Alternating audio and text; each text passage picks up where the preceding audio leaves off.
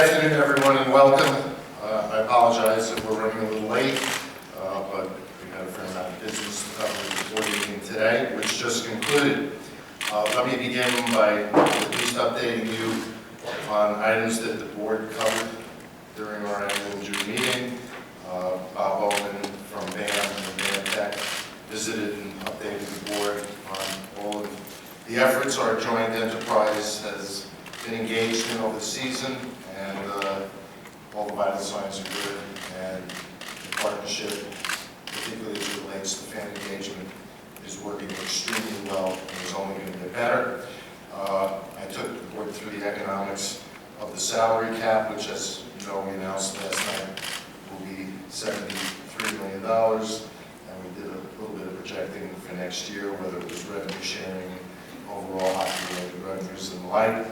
The board approved the transaction that makes Scott Malkin with John Ledecky the majority owners of the Islanders. This is the second phase of the transaction initiated 2 years ago when Charles Wang sold 40% of the franchise with an anticipation that another 45% would be sold. Mr. Wang retains 15% of the Islanders, but Scott Malkin will be in control. And I do want to thank Charles Wang for his ownership, majority ownership and control of the Islanders, particularly with some, both of which hockey operations and the board are comfortable performed exactly as we hoped that they would, and we're looking forward to seeing them in effect next season as well. And player safety also reported, because that continues to be a priority for us. Finally, and perhaps why you're so well attended today, the Board of Governors approved the plan of expansion that will bring the National Hockey League franchise to Las Vegas, beginning with the 2017-18 season. In the fall of 2017, when we celebrate the 100th birthday of the National Hockey League, we will do so as a league of 31 teams.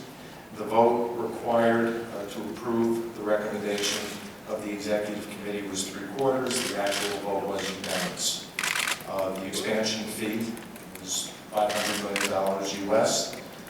This expansion, our first since the 1997 expansion that rolled out 4 new teams over 3 seasons, follows months of extensive study, discussion, and deliberation involving a fair number of constituent groups.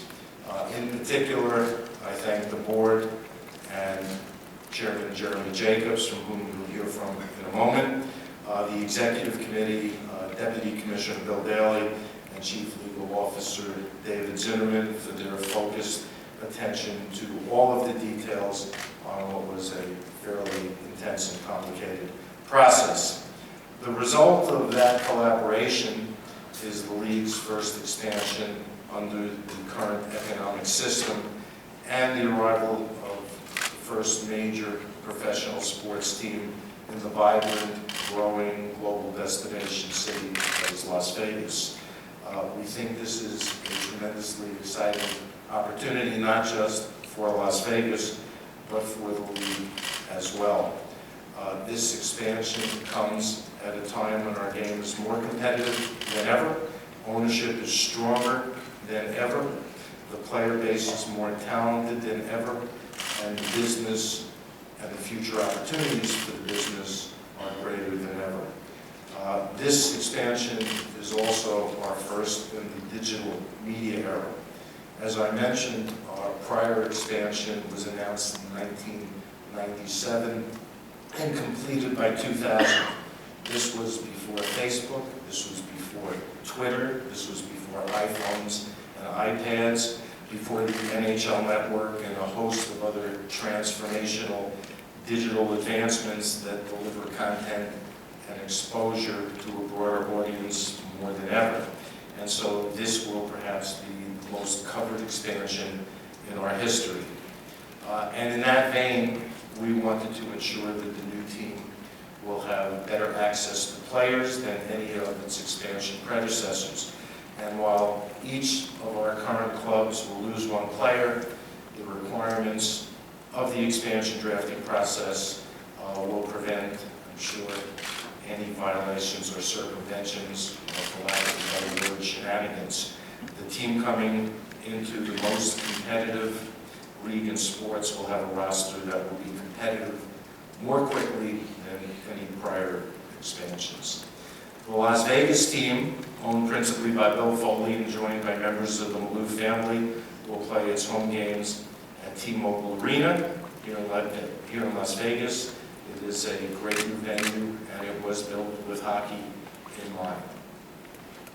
The board also decided to defer the application of Quebec City. There is no doubt in NHL history. The process began just 2 days short of a year ago when the board authorized an examination as to whether any expansion was appropriate.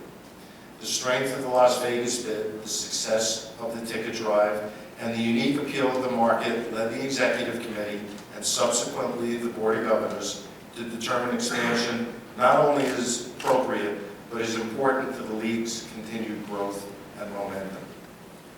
On February 10th, 2015, Bill Foley asked if I would attend a news conference he put together in order to announce a season ticket drive. He told me at the time he wanted to take the temperature of the market here with regard to NHL hockey. Well, today, the temperature in this market is about 115 degrees, which means the prospects of Las Vegas hosting an outdoor game aren't too favorable at the moment, but they're in great shape when it comes to hosting indoor games at T-Mobile Arena. And we think the franchise will be in great shape with Bill Foley as the owner. I applaud his passion for hockey and for hockey in Las Vegas. I appreciate his persistence and his patience in pursuit of the franchise. Bill worked hard for this moment, and he didn't put so much time, effort, and money into this project without a determination to make it successful. The name of Bill's website is, or was, VegasWantsHockey.com. Starting today, Vegas has hockey, NHL hockey. And since there are already skeptics as to whether this is the time or the place for the world's top professional hockey league to position a team, let's just remember that during this past regular season, 3 teams from California led the Pacific Division, and the San Jose Sharks reached the Stanley Cup Final. 2 teams from Florida led the Atlantic Division. The Dallas Stars were the Western Conference regular season champions. And at the NHL draft in Buffalo this weekend, I anticipate welcoming a young man from Scottsdale, Arizona, Austin Matthews, to the NHL very early in the first round. Austin fell in love with hockey. He was taken to a Phoenix Coyotes game as basically a toddler. You know the rest, and you know that each of the franchises I just mentioned has worked hard to create hockey traditions in their markets. It takes time, it takes effort, it takes commitment, and Bill Foley has what it takes to do that. With Nevada youth hockey registration up 37% in the past decade, with the total number of hockey players increasing nearly 50% at the same time, both figures according to USA Hockey, I am not sure that it's a stretch to envision a time when draft-worthy players hail from here, joining Jason Zucker of the Minnesota Wild, who spent most of his first 11 years here and caught the hockey bug here. This is, to say the least, a fascinating time for the NHL. We are delighted that Las Vegas will be a part of our exciting future. It's now my pleasure to invite the chairman of the NHL Board of Governors, Mr. Jeremy Jacobs, to introduce and welcome Bill Foley.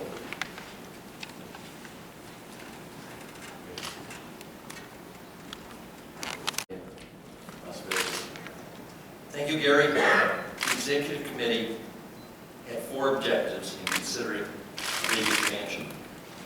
First, to evaluate the viability of a prospective franchise owner.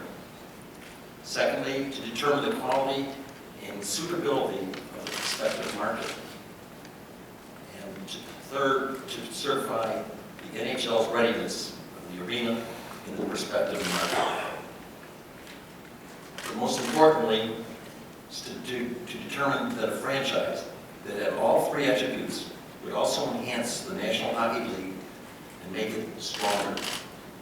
Without question, we are very impressed by Bill Foley, the City of Las Vegas, and the T-Mobile Arena. Bill is a talented businessman who served as chairman of the board of Fidelity National Financial and who leads a dynamic Fortune 500 company, Black Knight Financial Services. He has generated considerable and sustaining interest from prospective season ticket holders, and he has the support of the city's leadership. This is not to say that we were not impressed by Quebec City's proposal. Quebec City is a tremendous hockey town, and it's certainly a strong candidate for future expansion. But right now, there exists an imbalance in the league. We have more teams in the East than in the West. In order to grow the sport of hockey in North America, we have to correct this imbalance. Las Vegas is a city that is skillful at generating excitement and enthusiasm, and the T-Mobile Arena was built to showcase hockey at its very best. Its first-rate amenities will provide state-of-the-art game day experience that will strengthen fans' connections to the sport. I want to join Gary in complimenting Bill Foley on the way he has conducted his pursuit of an NHL franchise. Certainly not an easy process. We welcome Bill's partnership in the strongest ownership group the National Hockey League has ever enjoyed. Bill?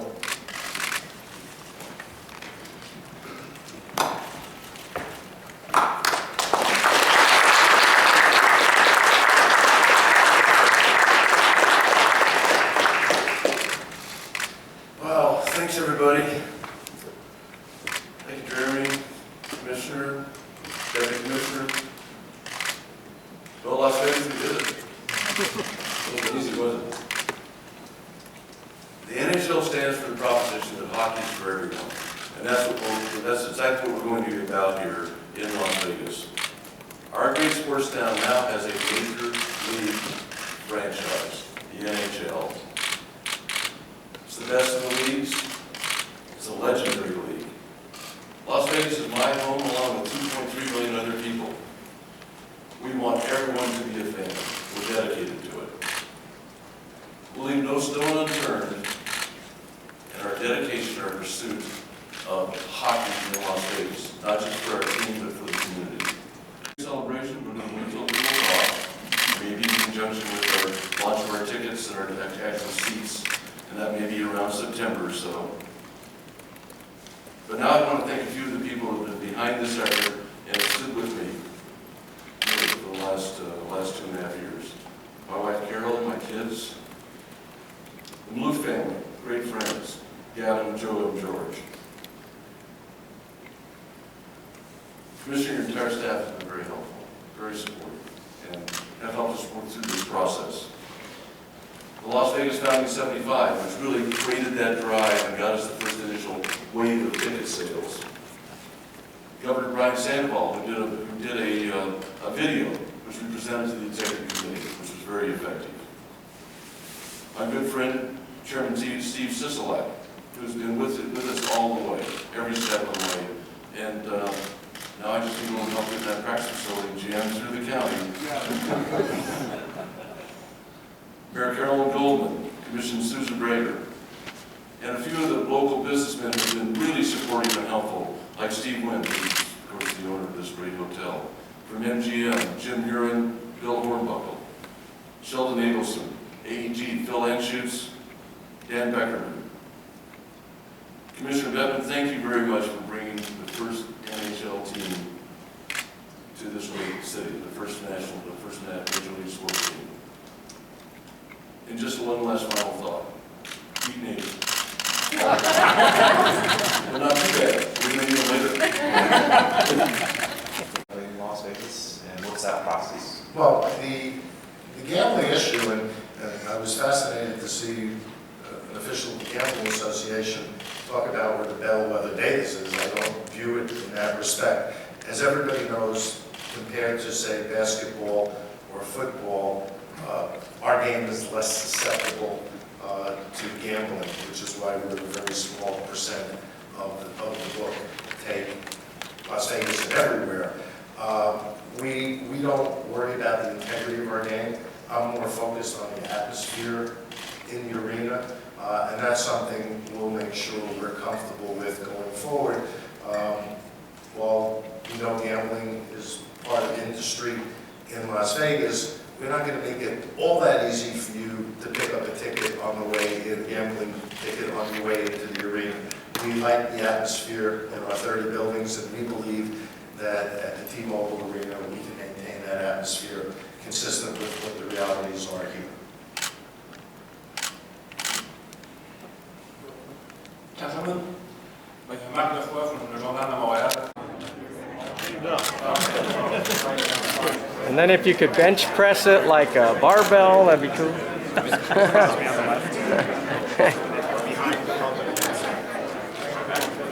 Oh, I want it back.